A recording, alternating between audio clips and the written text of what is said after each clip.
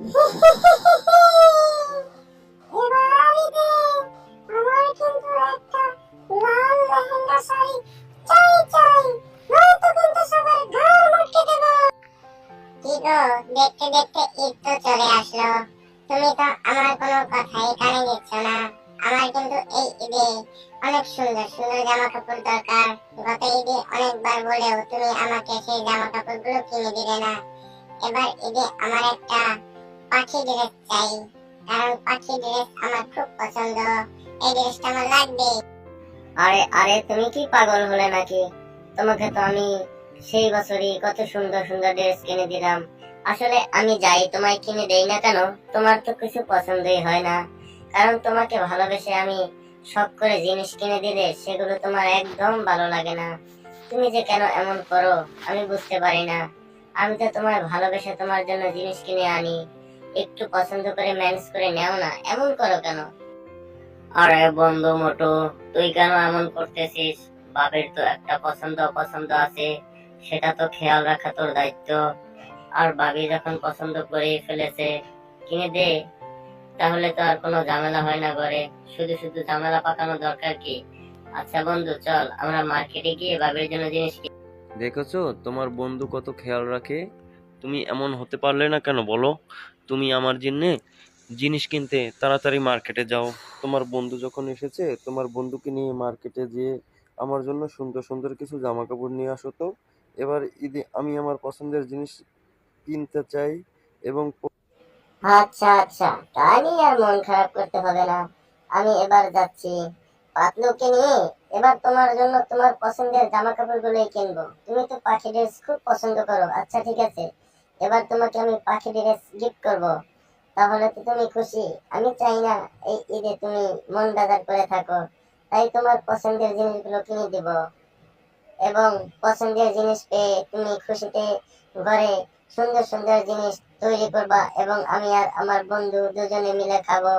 আচ্ছা ঠিক আছে, আমি এবার তাইলে মার্কেটের দিকে। বন্ধু চল চল, আর দেরি করে লাভ কি? আজকে তো গিয়ে আমি বাজারে যাব অনেক দিনের পর। দুই দোস্ত মিলে অনেকটা সময় মার্কেটে ঘুরবো কিন্তু আজকে, চল। মোটু, তোর বুদ্ধি হবে কবে বলতো বন্ধু? তুই বাবার সামনে এত বক বক না করলেই পারতি। মার্কেটে গিয়ে যা করার দুই বন্ধু মিলে করবো, এত টেনশন কিসের? মোটু বন্ধু, আজকে তোকে আমি পেট ভরে সামোসা আর সিঙ্গারা খাওয়াবো, কোনো টেনশন করিস না। আজকে দুই বন্ধু মনটা ভরে মার্কেট করব। চল চল। ও হো হো হো, কতদিন পরে চায়ের দোকানে এসে সিঙ্গারা। আসলে পাতলু, তুই তো আমার কাছে ছিলি না, তাই আর সিঙ্গারা খাওয়া আমার হতো না। তুই যে আমায় ছেড়ে দূরে কেন গেলি, আর আমার সিঙ্গারা খাওয়াও বন্ধ হয়ে গেল। আচ্ছা, অনেক মজা করে খেয়ে নে। তুই তো আমার কাছে আগের মতো যাস না, কি করব বল? আমার তো মন চায় তোর সঙ্গে সব সময় থাকি, কিন্তু তুই তো তোর বউ নিয়ে ব্যস্ত থাকিস। এখন তোর সংসার হয়েছে, আগে তোর সংসার ছিল না, তাই তোর সঙ্গে সারাদিন ঘুরতে পারতাম। এখন তো সংসার নিয়ে ব্যস্ত থাকিস, তাই হয় না। কি যে বলিস দোস্ত, তোর আগে কি আমার সংসার নাকি? তোকে আমি মন থেকে অনেক ভালোবাসি, তাই তো বিয়ে করতে চাইনি। তুই আর আমি একসঙ্গে সারা জীবন থাকতাম, কেন যে আমায় জোর করে বিয়ে করিয়ে দিলি? দেখছিস তো জীবনে কত অশান্তি বাঁধিয়ে দিলি আমার। তুই আমার কাছে নাই। তুই আমাকে হাসালি রে। বিয়ে তো একদিন না একদিন করতেই হবে। আর তুই আমার দোস্ত, বিয়ে না করে সন্ন্যাসীর মতো ঘুরবি? এটা কি হয় নাকি? আমি তোর দোস্ত মানুষ, তাই তো তোকে জোর করে বিয়ে করালাম। এখন একটু বাস্তির মুখ টুক দেখা, এতদিন অপেক্ষা। আরে চেষ্টা তো কম করছি না, হচ্ছেই না, কি করব?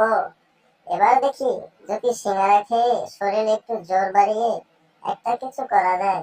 আচ্ছা যাই হোক, 1 বছরের মধ্যে একটা ব্যবস্থা করেই দেব।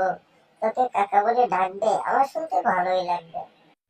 হ্যাঁ হ্যাঁ, আমিও তাই চাই, তার জন্যই তো তোকে বিয়ে করানো।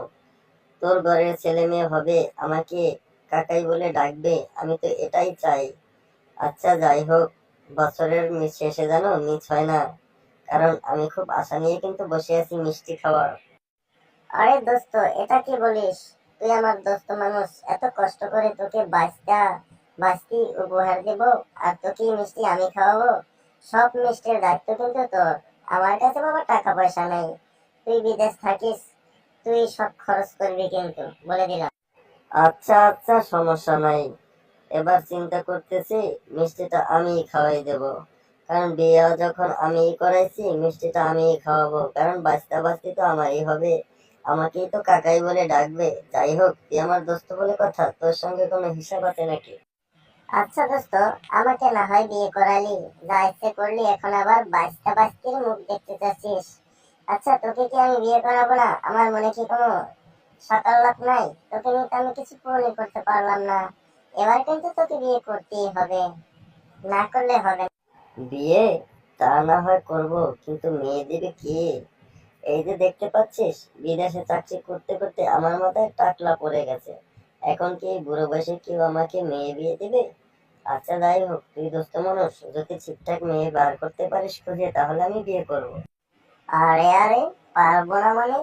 আমি আছি, চুইংগাম স্যার আছে, তারপর আছে আমাদের এই চাওয়ালা ডাক্তার ঝটকাও আছে, খাসিতারামও আছে। তাদেরকে লাগিয়ে 6 মাসের মধ্যে ব্যবস্থা করে ফেলবো। কি বলিস না বলিস? আমি তোকে এবার বিয়ে করাবোই। আচ্ছা আচ্ছা, ঠিক আছে, তুই যখন এত করে বলছিস তাহলে আমি বিয়ে করব, কোনো সমস্যা নাই। কারণ বিদেশে থেকে থেকে আর বোর হয়ে গেছি, এখন আর বিদেশে চাকরি করতে মন চায় না, তাই ভাবছি দেশে একটা কিছু করব। বাহ বাহ বাহ বাহ বাহ বাহ। আমি তো তাইলে কথাটা শুনে খুব খুশি হলাম। আমার দোস্ত এখন তাইলে আমার কাছেই থাকবে, প্রতিদিন আমার দোস্তের সঙ্গে ঘুরতে বের হবে, দেখা হবে। এটা তো খুব খুশির সংবাদ। আচ্ছা দোস্ত, এক কাজ করি, দুই দোস্ত মিলে। আরে আরে, আমি জানি তুই কি বলবি, আমি সেটা আগেই ভেবে রাখছি।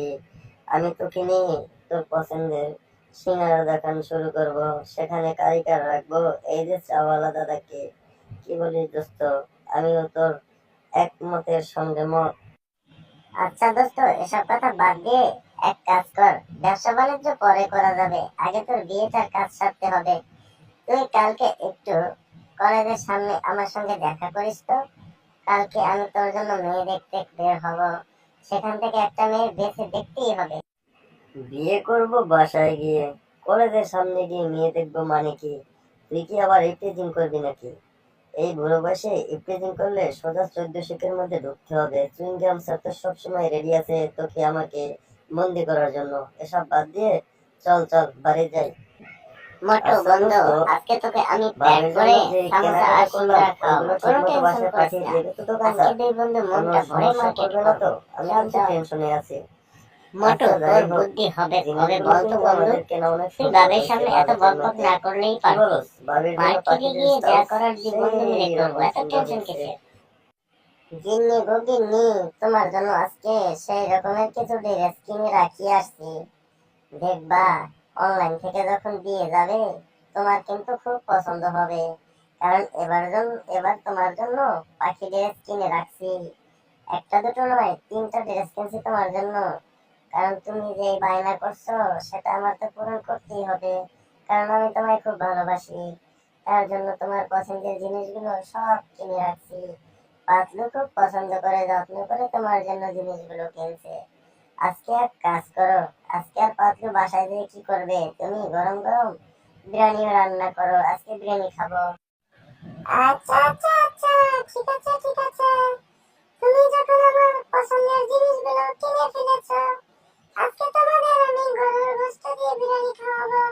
পেট ভরে বিরিয়ানি খাওয়া, আর দুই বন্ধু মিলে নাক টেনে ঘুম দিবা। কারণ তো দুই বন্ধু অনেকদিন পর একসাথে হয়েছে আজকে। আমিও খুব খুশি হয়েছি। আরে শোনো শোনো, আরেকটা তো খুশির সংবাদ দিতে তোমায় আমি ভুলেই গেছি। এবার চিন্তা করেছি পাতলুকে সুন্দর একটা মেয়ে দেখে বিয়ে করাবো। ও আর বিদেশ যেয়ে কি করবে? অনেক বছর তো বিদেশ থাকা হলো, এবার বিয়ে থাকা করে একটু সংসারে মনোযোগী হোক। তুমি কি বলো? পাতলু তো আমার কথা রাজি হয়েছে। তুমি তো ওর ভাবি, ও কিন্তু তোমায় খুব সম্মান করে। তাই আমি চাই তুমি ওকে বুঝিয়ে একটাই সুন্দর মেয়েকে দেখিয়ে বিয়ে করাইয়ে দিবা। কি বলো? তোমার কি চাচাতো বন্টন আছে নাকি? তাহলে দুই বন্ধু মিলে বাইরা হয়ে যেতাম। তুমি কি বলো? দূরের লোক এনে কি দরকার, কাছের লোকই আছে। হ্যাঁ হ্যাঁ, ঠিক বলেছো। আচ্ছা সমস্যা নাই, তুমি যখন বলেছো আমি অবশ্যই খোঁজ লাগাবো। কালকেই আমি বাপের কাছে ফোন দিয়ে জিজ্ঞাবো আমার জ্যাঠার মেয়ের কি বিয়ে হয়েছে নাকি, নয়তো সেই জ্যাঠার মেয়ের সঙ্গেই পাতলু দাদার বিয়ে দিয়ে দেবো। আচ্ছা, তুমি একটু আমার দোকানে গিয়ে কিছু সদাই এনে দাও তো। এত রাতে আমাকে বাইরে পাঠালো, আমার কিন্তু খুব ভয় করতেছে। এখানে তো আবার সেই আমার আগের বউটা পেতনি হয়ে এই গাছে ঝুলে আছে, কখন ধরে কে জানে। ও মা গো, আমার তো ডরই লাগতাছে। এত রাতে একা যে কি করবো, বউয়ের জ্বালায় আর শান্তি নাই।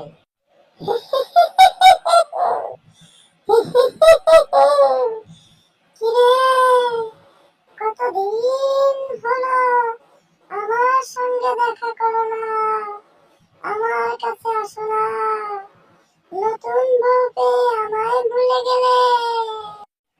আরে না না, আমি কি তোমায় বলতে পারি? তুমি কি আমায় চেনো না? সেই কবে থেকে তোমার অপেক্ষায় ছিলাম, আসবো আসবো। বাসায় এত কাজের চাপ, তাই আসতে পারি না। তুমি কি আমার সাথে রাগ করেছো? এমন করে কথা বলতেছো কেন? আমি কি তোমায় বেঁচে থাকতে কম ভালোবেসেছি বলো? কি করব, ছেলে মেয়ে আছে, তার জন্যই তো আরেকটা বিয়ে করতে হলো। এখন তুমি যদি আমার সঙ্গে শুধু শুধু রাগ করো, তাহলে আমার কি হবে বলো? তুমি আমাকে ঢপ মেরে বোঝাচ্ছ? তুমি কি মনে করেছো আমি কিছু বুঝতে পারি না? আরে, তুমি তো আমার সঙ্গে দেখা করতে চাওই না, নয়তো দিনে না হয় কাজ করো, রাতেও কি আমার সঙ্গে দেখা করতে আসতে পারো না? এই পথ দিয়ে কোনো মানুষ যায় না, এখান থেকে আমি একা বসে থাকি, মনে কোনো শান্তি নাই। তুমি একটু দেখা করতে আসলে কি হয় বলো তো? আমি তো তোমায় ভালোবাসি। দেখো, শুধু শুধু তুমি আমায় ভুল বুঝতেছো। সারাদিন খেতে খামারে কাজ করি, তারপর হঠাৎ করে ওই যে আমার পাতলু বন্ধুটা আছে না, ও বিদেশ থেকে আসলো। ওর সঙ্গে মার্কেটে গিয়ে কিছু কেনাকাটা করলাম, তার জন্যই আসতে পারি নাই।